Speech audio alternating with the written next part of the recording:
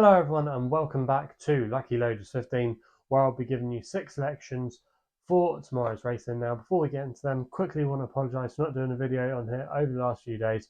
I've just been really busy with work also as well, sorting things out in the new house, and I just haven't had time to record, so apologies for that. Also as well, if you want to listen to the latest episode of the In the Saddle podcast, where I was joined once again by Izzy Phillips, Mark Krosky and Liz Batchelor. I'll leave links to it in the description box below, where we were previewing the main ITV races this weekend. So if you want to give that a listen, we've got all the major podcast platforms covered, including the likes of Spotify, Apple, and SoundCloud. So yeah, whichever one takes your preference, make sure you give it a listen by hitting one of the links in the description box below. But enough of me waffling on. You want to know the tips for tomorrow's racing, and like I say, I've got 6 selections for tomorrow's racing, and we're going to be going with an extra tip to kick things off, where we go to the 145 at Goodwood, and I quite like the chances here of River Pride for Pat Dobbs and Richard Hannon, currently available at 7-1 with a few firms who are offering multiple places. You can get 4 places on offer at that price with Betfair, Paddy Power, and also as well a couple of others.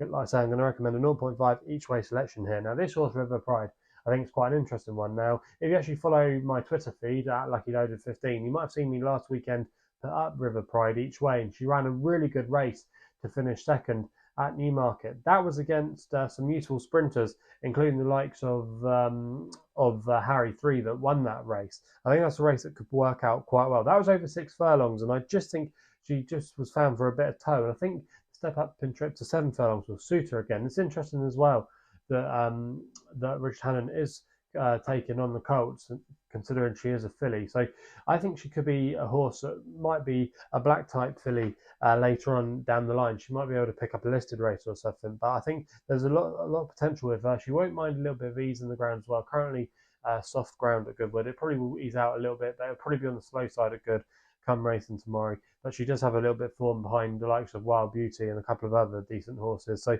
yeah, I think she won't mind the ground there. And also as well, the form of her win at Salisbury took a boost today, because Rousset finished third at Goodwood.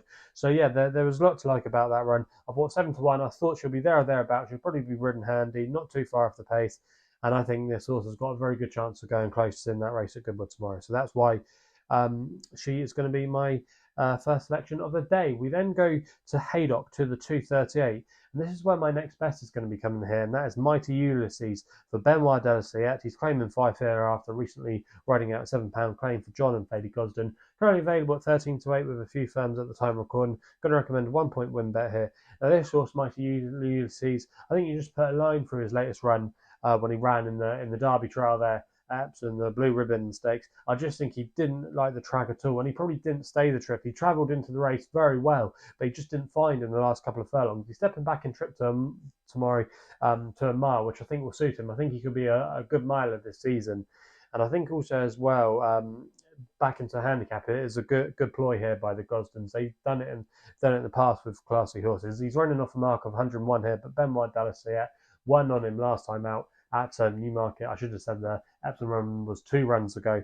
But yeah, he's got a good relationship with the horse. He knows him well. I think this is definitely going to be a trip for the season. I think there's plenty of pace on him here, which will really suit him. I can see him coming, travelling really strongly into the race. And I think he's going to be a horse you want to keep on side of this season. He's by Ulysses as well, who in his career actually got better with age. And I think that's been passed on to his progeny of what we've seen so far. I think that element might come into him. So yeah, I do think in the 235, I think he's the one to beat, and I thought 13-8 wasn't a bad price there, even though I know it is a short price for some of you. But yeah, I thought he would run a big race. We then go to the 338 at Musselburgh with an extra tip again. I like the chances here of Tommy G for Paul Mulrennan and Jim Goldie. Currently available at 20-1, Bet365 at the time recording.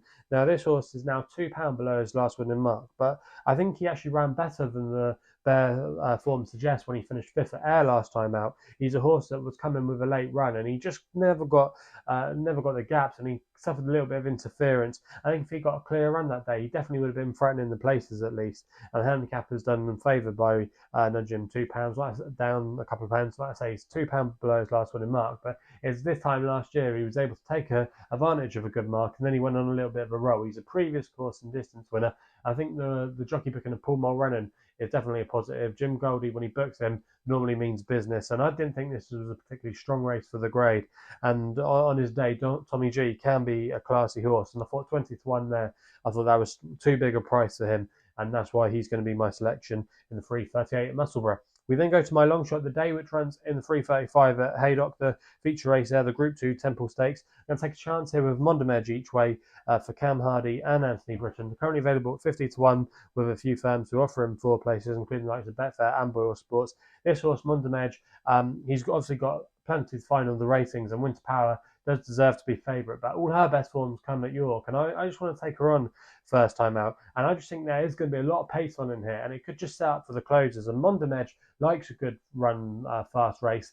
He's a bit of a head case at times, but he does have a good form here. He won over this course and distance last season. He was very progressive, and I actually didn't think he ran badly last time out at Newmarket, where I don't think it was his track that day, and there wasn't too much in behind the likes of Cardem for the places. And I just think maybe on a better track for him, which Haydock is definitely going to be, I think you can make more of a case for him. And I don't think there's too much between him and some of the other horses that's around about the 10-1 mark. So I couldn't work out why he was 50-1.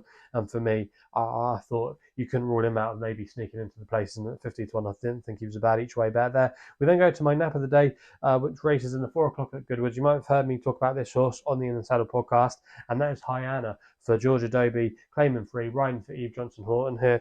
Now, this horse, you have to say, maybe has been disappointing last season, but I just think she was on a too high a mark, and she's now down to a mark of 83. And I thought her comeback effort at Windsor wasn't that bad. She wasn't beaten that far, and I think she'll strip a lot fitter for this. Like I say, she's really well handicapped on her old form, and if you go back through some of that old form, she was actually running here at Goodwood, where she didn't run a bad race at all behind Nuit St George off a £14 higher mark, and that was taken on Colts and Gelding. So she's definitely fallen a long way in the handicap, and she's going to be running against her own sex tomorrow. She's pretty versatile ground-wise, and even the sectionals on her time at Windsor weren't bad, actually. She was actually closing again in the last furlong, and I just think a good test of stamina will suit her tomorrow. She's 10-1 with a couple of firms there. I thought she was a ridiculous price, and for me, Hyanna, if she can get into a good position, I don't think she'll be too far from off the pace. George Adobe knows her well. I thought she had a really strong chance, and I'm going to recommend a 1 point each way selection as my nap of the day.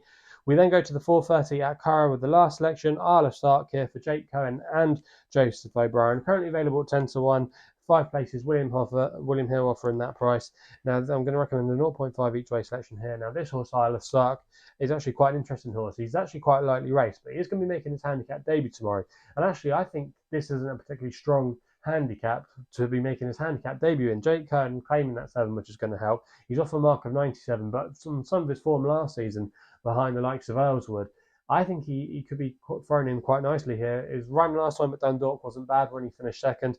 I just thought the market might just miss him tomorrow, and I thought with extra places on offer, I just think he's one of the more classier types in the race, and he's unexposed, and he might be able to just come on a little bit, and he could be a horse that could maybe touch maybe listed or patent company later in the year. He would have to do that or if he was to go on to that, he'd have to probably run very well in this race, but I think he can. I thought just 10-1 there wasn't a bad of each way value with the extra places. So that rounds off then the selections for tomorrow's racing. Let me know in the comments box below what you're going to be backing tomorrow. Also as well, remember to follow me on the socials on Twitter and Insta, where my handle is @LuckyLoader15. Also as well, please remember to gamble responsibly. Always stay within your gambling limits, and that's all I got to say. So yeah, we'll be seeing you soon, and yeah, hopefully we can have some winners tomorrow.